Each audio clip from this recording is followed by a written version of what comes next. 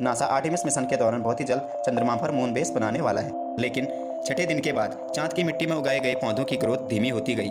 इस एक्सपेरिमेंट के लिए एक खास पौधे का यूज किया गया जिसका नाम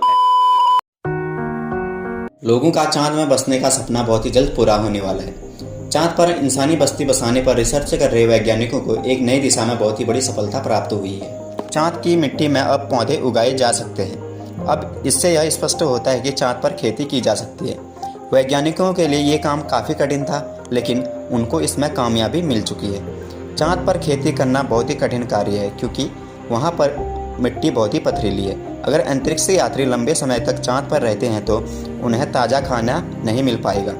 चांद पर पृथ्वी से मिट्टी को लेकर नहीं ले जाया जा सकता क्योंकि इसमें खर्चा बहुत आएगा। इसकी वजह से वैज्ञानिकों ने टेस्ट किया है कि चंद्रमा की मिट्टी में फसल उगाई जा सकती है या नहीं।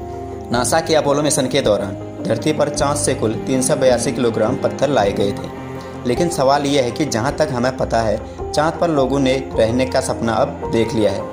अपने लिए कपड़े भी तैयार कर लिए हैं, यानी कि एस्ट्रोनॉट्स के कपड़े, और कमी थी तो बस खाने की, वो भी नासा बहुत जल्द पूरी कर लेगा। तो दोस्तों आज की वीडियो बहुत ही इंटरेस्टिंग और इन्फॉर्मेटिव होने वाली है, तो हमारी वीडियो के साथ अंत तक बने रहिए। आज से करीब 54 साल पहले इंसान ने चाँद पर कदम रखा था, लेकिन वहाँ पर इंसान ज़्यादा समय तक टिक नहीं पाया। कहीं भी रहने के लिए रोटी, कपड़ा और मकान की ज़रूरत होती है। अगर कपड़ों की बात की जाए तो एस्ट्रोनॉट्स के छोट हो गए, और मकान की बात की जाए तो नासा आर्टेमिस मिशन के दौरान बहुत ही जल्द चंद्रमा पर मून बेस बनाने वाला है। सबसे बड़ी प्रॉब्लम थी तो रोटी की, इसका भी हल अब मिल चुका है। साल 2022 में इसके तरफ एक नया कदम उठाया गया। 13 मई 2022 को पहली बार चांद की मिट्टी पर पौधे उगाने की पुष्टि हुई। 1969 से 1972 तक नासा ने कुल 12 लोगों को चांद पर भेजा।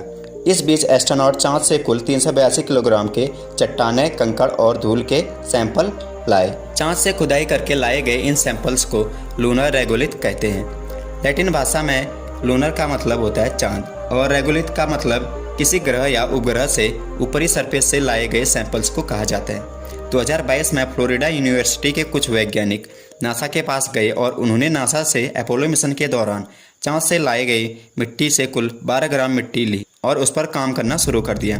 इनको पता करना था कि चांद की मिट्टी पर पौधे उगाए जा सकते हैं या नहीं। महीनों के बाद जवाब मिला कि चांद की मिट्टी पर पौधे उगाए जा सकते हैं, जो नासा ही नहीं पूरी दुनिया के लिए एक बहुत बड़ी अचीवमेंट थी। इस एक्सपेरिमेंट के लिए एक खास पौधे का यूज किया गया जिसका नाम अरेबिडोप्सिस थालियाना था। इस पौधे का नाम शायद ही आपने कभी सुना हो, लेकिन इसी पौधे को क्यों चुना गया? क्योंकि ये एक ऐसा पौधा है जिसके ऊपर ऑलरेडी बहुत सारी रिसर्च की जा चुकी है।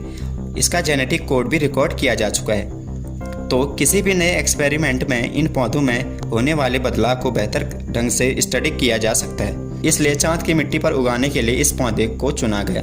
इस एक्सपेरिमेंट के लिए अपोलो 11, 12 और 17 मिशन की 1-1 ग्राम चांद वाली मिट्टी ली गई। ये तीनों मिशन चांद के अलग अलग जगहों पर लैंड हुए थे। इन तीनों जगह की मिट्टी भी अलग अलग थी। तीनों जगहों की मिट्टी को ट्यूब्स में डाला गया और पोषण के लिए इनमें रोजाना एक न्यूट्रन सॉल्यूशन डाला गया। इन तीनों के अलावा अन्य चीज़ों में भी ये बीज लगाए गए, जैसा कि ज्वालामुखी की राख और पृथ्वी के कुछ दुर्गम इलाकों से लाए गए सैंपल्स।